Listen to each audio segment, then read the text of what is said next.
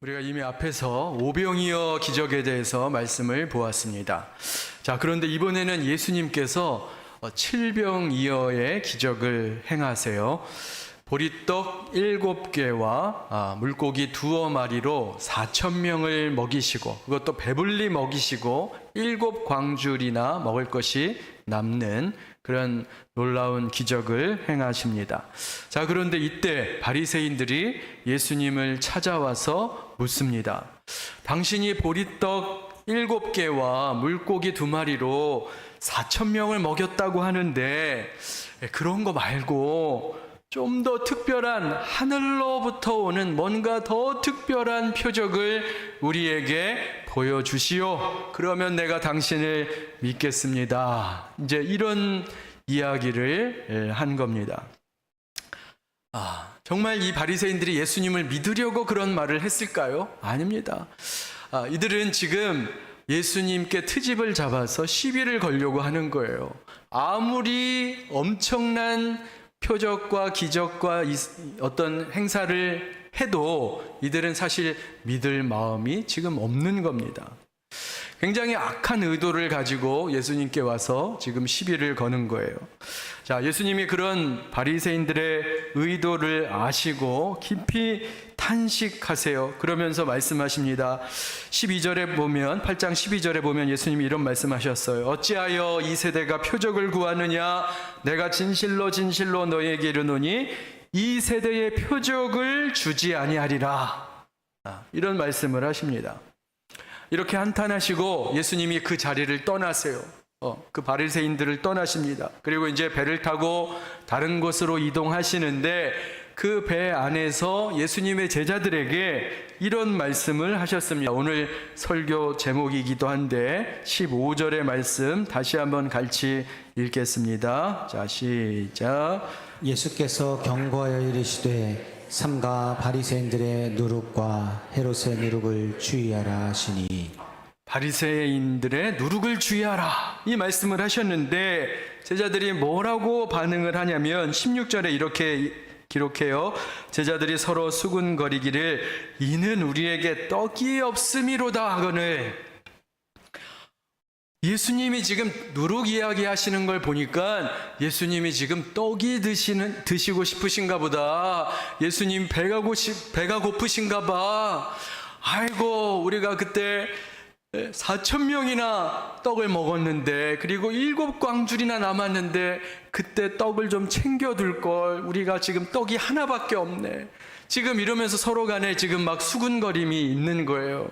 그러면서 요한, 네가 막내인데 막내가 그런 거 안 챙기고 뭐 했니? 안드레, 너는 뭐 했어? 하고 지금 서로 간에 막 논쟁이 일어나고 수군거리고 있는 것입니다.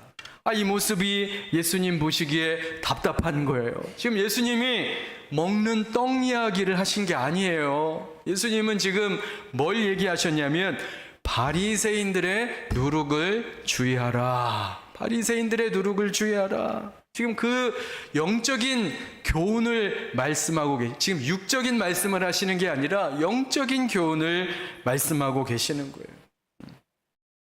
이 바리새인들의 누룩, 그럼 과연 이 바리새인들의 누룩이 무엇인가? 우리가 고민해 봐야죠.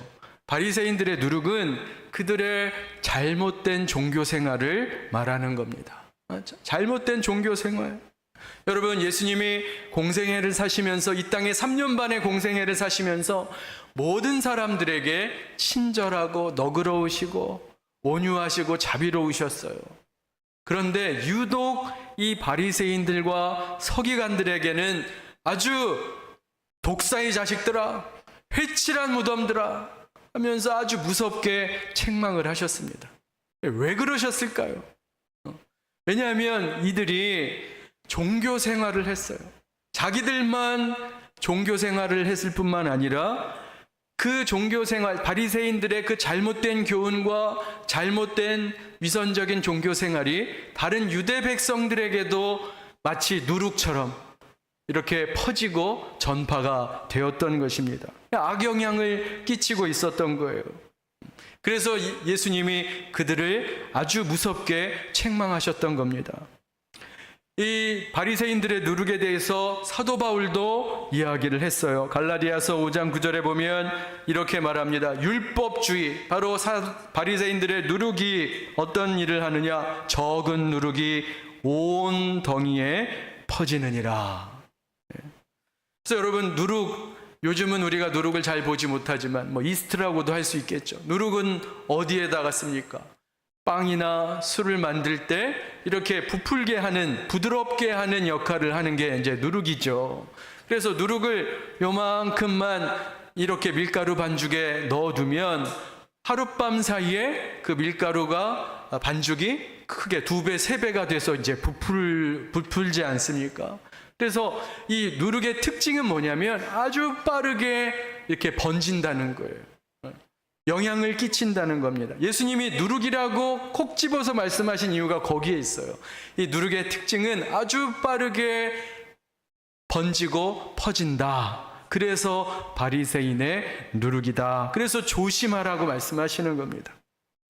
자, 그러면 참 근데 희한하죠. 우리가 선하고 좋은 것은 이것을 배우고 익히고 전파하는 것이 굉장히 어려워요. 그런데 악하고 나쁜 것은 어쩌면 그렇게 빨리 번지는지, 곰팡이가 이렇게 막 음식물에 퍼지고 비 오는 날 습한 벽에 퍼지는 것처럼 빠르게 급속도로 번진다는 것입니다. 자, 그래서 오늘날 이 말씀은, 바리새인들의 누룩을 주의하라는 이 예수님의 말씀은 제자들에게 뿐만 아니라 오늘날 우리에게도 동일하게 주시는 말씀이에요. 우리에게도 누룩 같은 것들이 있다는 겁니다. 그래서 오늘 말씀을 통해 우리 교회의 공동체를 파괴하려고 하는 이 누룩이 어떤 것들이 있는가 함께 살펴보고자 합니다. 첫 번째로 교회를 파괴하는 누룩은 교만과 위선이에요. 우리 누가복음 11장 43절 말씀 같이 한번 읽겠습니다. 자, 시작. 화 있을진저 너희 바리새인이여, 너희가 회당의 높은 자리와 시장에서 문안받는 것을 기뻐하는도다. 이 바리새인들의 특징, 교만과 위선입니다. 여러분, 교만은 자신을 과대평가하고 하나님보다 자신을 더 높이는 이런 높은 마음을 교만이라고 합니다. 그게 바로 교만이에요. 자, 그러면 여러분, 교회 안에서 어떤 사람이 교만죄에 교만하기 쉬울까요? 여러분, 이제 막 교회 다니시는 초신자 분들, 그런 분들은 영적 교만에 빠질 가능성이 적어요. 교만에 빠지기 쉬운 사람은 교회 오래 다닌 사람, 직분자들, 저 같은 목사들이 이 교만에 빠지기가 쉬운 거예요. 그래서 더욱 조심해야 됩니다. 자, 그런데 문제는 이 교만이라는 것이 정작 자신이 교만하다는 것을 본인은 잘 모른다는 거예요. 누가 봐도 이건 참 교만해 보이고 자기 자랑에 빠져 있고 이런데 정작 다른 사람은 느끼지만 본인은 그 사실을 잘 모른다는 거예요. 이게 그래서 위험합니다. 그래서 이런 말이 있어요. 교만은 마치 지독한 입냄새와 같다. 교만이 뭐와 같다고요? 입냄새와 같대요. 입냄새, 여러분 한번 자신의 입냄새를 한번 맡아보세요. 자신의 입냄새가 느껴지세요? 안 느껴지세요? 오늘 아침에 뭐 드셨어요? 내 입냄새는 내가 못 맡는 거예요. 저희 교회에 이제 간혹 손님들이 오시면 식사 대접을 해야 되잖아요. 그런데 이 근처에 마땅한 이런 식당이 없어요. 이제 그 중에 그래도 여기 사거리에 가면 한 보쌈집이 있어요. 근데 거기 사장님 정말 친절하시고 음식도 아주 정갈하게 잘 만드세요. 그래서 제가 주로 걸로 모시고 가는데, 그런데 이제 보쌈이 먹을 때는 정말 맛있어요. 저도 너무 맛있게 잘 먹는데 문제는 먹고 나면 마늘 냄새가 나는 거예요. 마늘 냄새가. 그런데 저는 맛있게 먹어요. 맛있게 잘 먹었어요. 그래서 그 보쌈을 먹고, 그런데 이제 집에 들어가면 저희 아내가 금방 알아차리는 거예요. 오늘 거기서 밥 먹었구나. 냄새가 난다는 거예요. 들어올 때부터가 냄새가 난대요. 그래서 제가 가까이 오지도 못하게 해요. 그러니까 그런데 뭐예요? 저는 그걸 전혀 못 느낀다는 거예요. 그 냄새를 전혀 못 느낀다는 겁니다. 지금 교만이 딱 그런 거예요. 내 교만, 그 교만의 냄새를 나는 스스로 잘 인지하지 못해요. 다른 사람은 다 그렇게 느끼는데. 자, 그렇기 때문에 그래서 교만이 위험하고 무서운 죄인데, 자, 그렇기 때문에 하나님이 뭘 우리에게 주셨어요? 성경 말씀을 주신 거예요.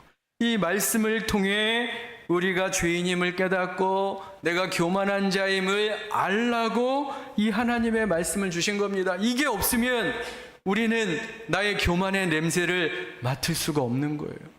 말씀을 통해 우리는 내가 교만하구나, 내가 하나님 앞에 죄인이구나, 이것을 깨닫게 되는 것입니다. 자, 그래서 로마서 3장 20절에 이렇게 말씀하고 있어요. 같이 한번 읽겠습니다. 자, 시작. 그러므로 율법의 행위로 그의 앞에 의롭다 하심을 얻을 육체가 없나니 율법으로는 죄를 깨달음이니라. 율법으로는, 말씀으로는 뭐를 깨달아요? 죄를 깨닫는다는 거예요. 말씀을 통해 내가 교만하구나, 내가 죄인이구나, 이것을 깨달을 수 있다는 거예요. 말씀이 없으면 절대 못 깨달아요. 그래서 하나님이 말씀을 거기에 사용하라고 주신 겁니다. 그러니까 말씀의 역할을 사도 바울도 말했는데 이게 우리를 비춰보는 거울이라, 이렇게 말씀하고 있어요. 여러분, 화장대 앞에서 혹은 화장실에서 거울 쳐다보시잖아요. 여기에 뭐가 묻었나, 얼굴에 뭐가 묻었나, 이빨에 고춧가루가 꼈나, 이런 나의 더러운 것이 혹시 묻었는가를 거울을 통해서 확인하시지 않습니까? 말씀이 딱 그 역할을 하는 거예요. 말씀을 통해 우리 자신의 부족함과 연약함과 죄성을 깨닫게 된다는 것입니다. 자, 그런데 문제는 뭐냐면 많은 사람들이, 바리새인들도 그랬어요. 이 말씀을 가지고 나 자신을 비춰봐야 되는데 이걸 가지고 다른 사람을 판단하고 정죄하는데 사용한다는 거예요. 이게 심각한 거죠. 그래서 말씀은 뭐냐? 거울이에요. 그런데 이 말씀을 가지고 돋보기를 삼고 망원경을 삼아서 다른 사람이 뭐 하나, 그리고 말씀이라는 잣대를 가지고 다른 사람을 평가하고 판단하는 사람들이 너무나 많다는 겁니다. 그런 자들이 바로 바리새인과 같은 자예요. 여러분 한번 따라해 보시기 바랍니다. 말씀은 돋보기가 아니라 거울이다. 그러니까 말씀 가지고 저 사람 뭐 잘못하나, 그게 아니라 말씀을 통해 나 자신을 바라봐야 한다는 거예요. 그래서 이렇게 인간의 교만이, 이 교만이 심각한 죄라는 거예요. 자, 그런데 이 교만이 두 가지 구체적인 형태로 나타나는데 그게 뭐냐면 자기의와 자기합리화입니다. 따라해 보세요. 자기의, 자기합리화. 이게 교만의 구체적인 모습이에요. 자기의는 뭡니까? 나는 항상 옳다는 거예요. 나는 항상 옳아. 내 말이 맞아. 내 생각, 내 판단이 맞아. 여기에 딱 고정되어 있는 생각. 이게 바로 자기의예요. 여러분, 세상에 항상 언제나 옳은 사람이 있을까요? 그렇지 않아요. 우리 인간은 부족한 존재입니다. 아무리 많이 배우고 아무리 똑똑해도 때로는 틀릴 수 있어요. 잘못될 수 있습니다. 자, 그런데 이 자기의에 사로잡힌 사람, 나는 어떤 경우에도 옳다, 이렇게 생각을 하면 자꾸 어느 쪽으로 가냐면 위선이라는 것에 빠지게 되는 거예요. 위선. 내가 뭔가 잘못했을 때, 내가 뭔가 실수했을 때 잘못을 인정하고 회개를 해야 되는데 회개하지 않고, 위선이란 건 뭐냐면 자꾸 핑계를 대는 거예요. 핑계. 이것 때문에 내가 이랬고 저것 때문에 내가 이랬고, 뭔가 자꾸 자기를 합리화하는 것, 그게 바로 위선이고 자기 합리화예요. 아담이 에덴 동산에서 선악과를 따먹고 하나님 앞에 불순종하고 범죄했을 때 어떻게 해야 돼요? 하나님, 제가 잘못했습니다. 불순종했습니다. 이렇게 해야 되는데 어떻게 했어요? 아담아, 네가 왜 선악과를 따먹었느냐? 그랬더니 저 여자 때문에, 저 여자가, 그것도 하나님이 주신 저 여자가 나에게 선악과를 주어서 내가 범죄하였나이다. 그러니까 결국에는 뭐예요? 자기 합리화를 하는 거죠. 저 여자 때문에, 그리고 여자를 주신 하나님 탓 때문에 내가 범죄하였나이다. 이렇게 자기 합리화를 하고 있는 거예요. 이게 아담만의 이야기일까요? 우리 자신의 모습이기도 해요. 여러분, 우리가 살면서 얼마나 자기 합리화를 많이 하는 줄 모릅니다. 과거 우리나라 전국을 공포에 떨게 했던 신창옥이라는 신창옥이 아니라 신창원이라는 사람이 있었죠. 기억하실 거예요. 근데 그 사람이 책을 썼더라고요. 자서전을 썼는데 거기에 그런 말을 썼어요. 초등학교 때 선생님이 그렇게 이 신창원을 좀 혼냈대요. 가난하다고. 그런데 그 선생님이 너 참 착한 놈이다 하고 머리 한 번만 쓰다듬어 주었다면 내가 이렇게까지 이런 범죄자가 되지 않았을 것이다. 물론 선생님이 학생들을 따뜻하게 보살피고 따뜻한 말로 가르쳐야 되는 것은 맞는 말이에요. 그렇지만 자기가 그런 대우를 받지 못했다고 해서 사람을 죽이고 온갖 악행을 저지른 그 죄를 합리화할 수는 없는 겁니다. 자신이 지은 죄에 대해서 결국에는 그걸 누구에게 탓을 돌리는 거예요. 사회의 탓을 돌리고 다른 사람에게 탓을 돌리고 환경 탓을 하는 거예요. 여러분, 이것을 자기 합리화라고 하는 거예요. 이게 바로 교만입니다. 그래서 우리도 마찬가지예요. 여러분, 우리도 자꾸 내가 내 잘못을 인정하고 하나님 앞에 회개를 해야 되는데 자꾸 다른 사람 탓을 하고 원망을 한다는 거예요. 제가 늘 말씀드리죠. 나이가 30이 되고 40이 되고 50이 됐는데도 여전히 부모 탓하는 사람들이 있어요. 내가 부모를 잘못 만나서 내가 인생이 이렇게 꼬였어. 여러분, 이건 정말 한심한 겁니다. 내가 저 남자 만나서 내가 인생이 요망한 욕거리 됐어. 내가 저 여자 만나서 내가 이런 인생이 됐어. 이렇게 남 탓하는 거예요. 이게 자기 합리화하는 거예요. 자기가 잘못하고 자기가 못 산 인생은 다 남의 탓으로, 환경 탓으로 합리화시키는 겁니다. 또 그런 어른들만 그런 거 아니에요. 10대들도 마찬가지예요. 10대들도 아주 교묘하게 합리화를 해요. 나 사춘기야. 사춘기.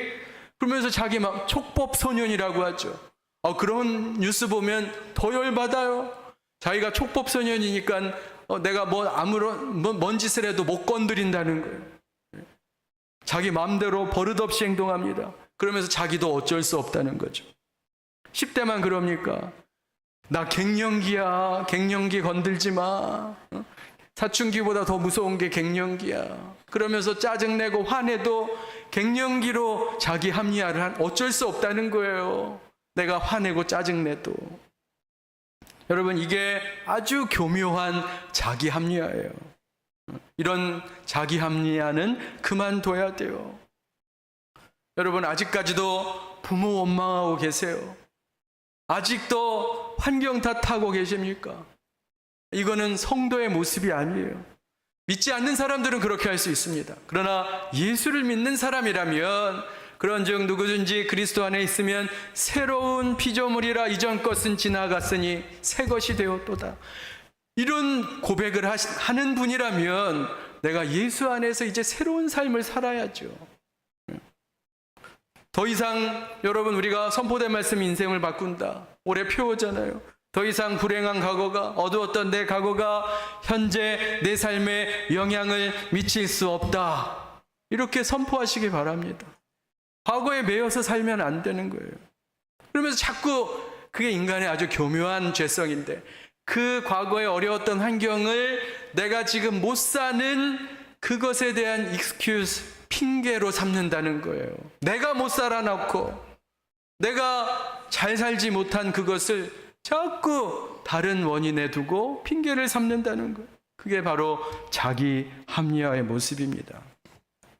여러분, 하나님 앞에 솔직하게 내 죄를 고백하고 나의 부족함을 인정하고 나의 연약함과 나의 실수를 인정하고 회개할 때 십자가의 능력이 우리 삶을 새롭게 할 줄로 믿습니다. 그래서 우리는 그런 바리새인의 자기의와 자기 합리화에 빠져서는 안 된다는 거예요. 자, 두 번째로 바리새인의 누룩, 교회 공동체를 파괴하는 또 다른 누룩이 있는데 그건 불평과 원망이에요. 여러분, 이 불평과 원망의 특징이 진짜 누룩과 똑같아요. 이 불평이요, 한 사람이 불평을 하면 그 공동체에 금방 퍼집니다. 원망, 한 사람이 원망하면 그 공동체, 교회 안에 금방 퍼져요. 요즘 뉴스에 신천지 이야기가 또 많이 나오더라고요. 여러분, 신천지 정말 교회의 위협적인 이단의 세력인데 이들이 어떻게 그 교세가 빠르게 확장됐는지 아세요? 이들이 사용한 전략이 불평과 원망의 전략이에요. 이게 얼마나 교회에 큰 피해가 됐는지 모릅니다. 이들이 어떻게 교세를 확장하냐면 이제 신천지가 몰래 위장을 하고 건전한 교회에 등록을 하는 거예요. 그럼 누가 알겠어요? 이 사람이 신천지라는 것을. 그래서 처음에는 교회 생활 잘합니다. 예배도 잘 나오고 헌금도 하고 봉사도 하고 직분도 받아요. 그렇게 잘 정착한 뒤에 이제 슬금슬금 작전을 하는데 주변 사람들에게 이런 말들을 조금씩 흘리는 거예요. 우리 목사님, 말씀의 깊이가 좀 없어. 뭐 이런 말을 하는 거예요. 또 우리 교회는 사랑이 부족한 것 같아. 이런 말들을 이제 주변 사람들에게 흘리는 거예요. 그러면 한 번도 그런 생각 안 해봤는데 이런 이야기를 자꾸 들으니까 그런가 하는 마음이 그 속에 싹 트는 거예요. 그래서 교회가 분란이 나고 교회가 깨진 교회가 얼마나 많은지 모릅니다. 이 불평과 원망이 누룩처럼 퍼지는 거예요. 그래서 그 한 사람이 들어가서 그 불평과 원망을 퍼뜨리는 거예요. 이게 아주 사탄의 교묘한 전략이에요.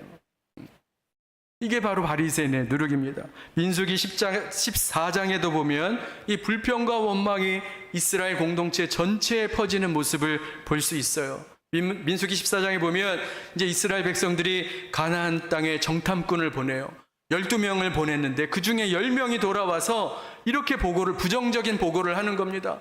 가나안 땅의 사람들을 봤는데 그들은 네피림이요 아낙의 후손들이라 거인들인데 우리가 그들 앞에 서면 마치 뭐와 같다 그랬어요? 메뚜기 같이 보이더라. 우리는 싸우면 이제 죽음이다, 끝이다. 소망이 없다. 차라리 애굽에서 죽을 걸. 왜 우리를 광야에서 죽게 만들었느냐. 난리가 난 거예요. 그 10명의 원망과 불평이 금세 이스라엘 백성 전체에게 퍼집니다. 자, 그래서 어떻게 합니까? 자, 민수기 14장 2절 3절 말씀 같이 한번 읽겠습니다. 자, 시작. 이스라엘 자손이 다 모세와 아론을 원망하며 온 회중이 그들에게 이르되 우리가 애굽 땅에서 죽었거나 이 광야에서 죽었으면 좋았을 것을 어찌하여 여호와가 우리를 그 땅으로 인도하여 칼에 쓰러지게 하려 하는가. 우리 처지가 사로잡히리니 애굽으로 돌아가는 것이 낫지 아니하랴. 지금 보세요. 이스라엘 백성들이 지금 원망의 말들을 막 쏟아내는 거예요. 막 쏟아내는 거예요. 우리가 이제 광야에서 죽게 생겼다. 광야에서 죽게 생겼다. 이들의 칼에 죽게 생겼다. 자, 그런데 잘 보세요. 이 원망의 말들이 그대로 다 이루어져요. 그들 말대로 광야에서 다 죽게 됩니다. 여러분, 교회 안에 원망의 말들이 계속 나오면 교회 공동체가 무너지는 거예요. 여러분의 가정 안에 끊임없이 원망의 말들이 쏟아져 나오면 가정이 무너지는 겁니다. 그래서 여러분, 우리의 언어 생활이 굉장히 중요한 거예요. 지금 우리의 이 현재 여러분의 삶은 5년 전, 10년 전 여러분들의 언어가 이제 씨가 되어서 현재의 삶을 이루고 있는 거예요. 성경도 이것을 증거하고 있어요. 그래서 민수기 14장 27절 28절에 하나님이 이런 말씀을 하셨어요. 나를 원망하는 이 악한 회중에게 내가 어느 때까지 참으랴. 이스라엘 자손이 나를 향하여 원망하는 바 그 원망하는 말을 내가 들었노라. 28절은 같이 읽습니다. 시작. 그들에게 이르기를 여호와의 말씀에 내 삶을 두고 맹세하노라. 너희 말이 내 귀에 들린 대로 내가 너희에게 행하리니. 여기 아주 무서운 말씀이 있죠. 너희 말이 내 귀에 들린 대로 내가 너희에게 행하리라. 내 귀에 들린 대로 이루어질 것이다. 여러분, 우리가 솔직히 아무 생각 없이 원망의 말, 불평의 말들 할 때가 너무 많아요. 저도 그럴 때가 있어요. 그런데 하나님이 뭐라고 하세요? 내 귀에 들린 대로 이루어지리라. 아주 무서운 말씀이에요. 여러분, 이제부터라도 우리의 언어 생활을 바꿔야 합니다. 그렇구나, 지금 내가 하는 이 원망의 말들, 불평의 말들이 씨앗이 되어서 내 삶을, 내 가정을, 우리 교회를 파괴할 수 있구나. 이걸 우리가 깨달아야 합니다. 바라기는 여기 계신 모든 분들이 원망과 불평의 말은 줄이고 감사와 찬양의 입술이 되시기를 주님의 이름으로 축원합니다. 그게 바리새인의 누룩이에요. 이 원망과 불평. 자, 오늘 이제 말씀을 맺고자 하는데, 오늘 바리새인들의 누룩 두 가지 배웠어요. 교만과 원망입니다. 그래서 우리가 늘 깨어 있어야 돼요. 자나깨나 불조심이 아니라 자나깨나 바리새인의 누룩 조심해야 돼요. 이런 것이 우리 가정에, 교회 안에 퍼지면 금세 교회가 흔들리게 됩니다. 자, 그런데 반면에 좋은 누룩도 있어요. 여러분, 곰팡이도 아주 나쁘고 치명적인 곰팡이가 있지만 좋은 곰팡이가 있는 거 아시죠? 마찬가지로 누룩도 좋은 누룩이 있어요. 우리가 교회 안에 퍼뜨려야 할 좋은 누룩이 있습니다. 예수님이 마태복음 13장 33절에 이렇게 말씀하셨어요. 또 비유로 말씀하시되 천국은 마치 여자가 가루소말 속에 갖다 넣어 전부 부풀게 한 누룩과 같으니라. 천국이 누룩과 같다. 이게 천국의 누룩이 있는 거예요. 그러면 바리새인들의 누룩과는 달리 천국의 누룩은 무엇인가? 바리새인들에게 없는 게 천국의 누룩이에요. 바리새인들에게 없는 게 두 가지가 있어요. 사랑과 회개입니다. 사랑과 회개가 없어요. 그래서 첫 번째로 우리가 퍼뜨려야 할 누룩은 뭐냐? 사랑의 누룩이에요. 사랑의 누룩. 여러분, 복음서를 잘 보세요. 바리새인들은 정말 인간미가 없어요. 인간미가 없어요. 굉장히 종교적인데, 굉장히 종교적이에요. 그런데 인간미가 없어요. 아, 이런 사람 무서운 사람입니다. 여러분, 교회 아무리 잘 다니고 뭐 할렐루야 아멘을 외치는데 그 사람이 인간미가 없다. 참 힘들어요. 여러분, 예수님이 안식일에 병자들을 고쳐주셨잖아요. 손 마른 자를 고쳐주셨어요. 얼마나 기쁜 일입니까? 평생 장애를 갖고 사는 사람이 예수님의 은혜로 장애를 극복했잖아요. 그러면 같이 기뻐하고 박수 쳐주고, 아이고 너 너무 잘됐다 막 이렇게 해줘야 되는데, 바리새인들은 그 순간에 뭐하고 있어요? 예수님 안식일 범했다고 그거 지적하고 판단하고 하나님 예수님을 공격하는 거예요. 전혀 인간미라고는 찾아볼 수가 없어요. 여러분, 우리도 마찬가지예요. 우리가 겉으로는 굉장히 종교적이고 뭐 성경적인 용어도 쓰고 교회적인 용어를 많이 쓰는데, 사람이 인간미가 없으면, 그 속에 사랑이 없으면 울리는 꽹과리와 같은 거예요. 꽹과리, 시끄러워요. 듣기가 괴로울 뿐이에요. 그래서 여러분, 교회는 인간미가 있어야 돼요. 사랑이 있어야 됩니다. 그래서 예수님이 이런 말씀하셨어요. 교회다운 교회, 교회가 어떤 곳이냐? 사랑이 있는 것이 교회다. 요한복음 13장 34절 35절 같이 한번 읽겠습니다. 자, 시작. 새 계명을 너희에게 주노니 서로 사랑하라. 내가 너희를 사랑한 것 같이 너희도 서로 사랑하라. 너희가 서로 사랑하면 이로써 모든 사람이 너희가 내 제자인 줄 알리라. 교회라는 증표, 예수 그리스도의 제자라는 증거가 사랑이라는 거예요. 어제 어떤 집사님 부부와 교제를 했는데 그런 말씀을 하시더라고요. 교회 안에 정말 헌신적으로 섬기시는 분들, 그런 분들을 보고 참 도전이 된다는 거예요. 특히 목자들께서 목원들을 지극정성으로 섬기는 그 모습에 도전을 받고 하나님이 이런 마음을 주셨대요. 나는 그만큼 헌신하지 못하지만 그렇게 헌신하는 분들에게 작은 선물이라도 드리고 또 간단한 가벼운 식사라도 대접해서 격려하고 싶은 마음을 주셨다. 이런 이제 나눔을 하셨어요. 제가 그 말씀을 듣고 마음에 참 감동이 됐습니다. 이게 바로 사랑의 누룩이구나. 다른 사람의 섬김과 사랑의 모습을 보고 나도 도전을 받고 영향을 받아서 또 다른 사람을 섬기는 거죠. 이게 바로 사랑의 누룩입니다. 여러분, 우리 부천평안교회가 사랑의 누룩으로 충만한 공동체가 되어야 할 줄로 믿습니다. 그래서 이 누룩은 우리가 퍼뜨려야 하는 누룩이에요. 사랑은 퍼뜨려야 돼. 또 한 가지 우리가 퍼뜨려야 될 누룩은 뭐냐면 회개의 누룩이에요. 바리새인에게서는 회개를 찾아볼 수가 없어요. 회개하는 경우를 못 봅니다. 아까도 말씀드렸죠. 왜 그래요? 자기 의와 자기 합리화로 똘똘 뭉쳐있기 때문에 자기가 죄인임을 고백하지를 못하는 거예요. 자기 잘못을 인정하지 못하는 거예요. 여러분, 회개의 첫 단추가 뭔지 아세요? 나의 잘못을 인정할 줄 아는 거예요. 나도 실수하고 나도 잘못하고 내가 연약한 자라는 것을 인정하는 거예요. 여러분, 지옥이라는 곳이 어떤 곳일까? 지옥은 어떤 곳이냐? 전부 남 탓만 하는 곳이 지옥이에요. 남 탓만 하는 곳이 지옥이에요. 저 인간 때문에 내가 못 살겠어. 저 이권사, 이 집사 때문에 내가 교회 생활하기가 힘들어. 하고 전부 남 탓만 하는 곳이 바로 지옥이다. 그럼 반대로 천국은 어떤 곳이냐? 내 탓이요. 내 탓이요. 라고 말하는 사람들이 많은 곳이 천국이에요. 내 탓이요. 여러분, 교회 안에 어떤 교회가 천국 같은 교회입니까? 아이고, 나 때문에 저 김 집사가 많이 힘들었겠구나. 아이고, 나 때문에 저 이 권사가 많이 힘들었겠구나.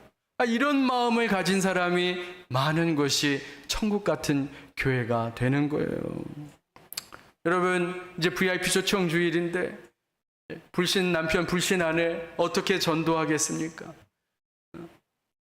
어떻게 전도하겠어요? 가서 예수 전당 불신 지옥, 예수 안 믿으면 지옥 가, 이런 식으로 해서 믿겠어요? 제가 좋은 방법 하나 알려드릴게요. 오늘 집에 가서 여보, 부족한 나 때문에 당신이 많이 힘들었지? 나 때문에 고생이 많아. 이렇게 한번 진심으로, 장난으로 말고 한번 진심으로 얘기해 보세요. 한번 연습을 해보겠습니다. 옆에 남편이나 아내가 있으면 한번 보시고 옆에 분한테 이렇게 말씀해 보세요. 저 때문에 많이 힘드셨지요.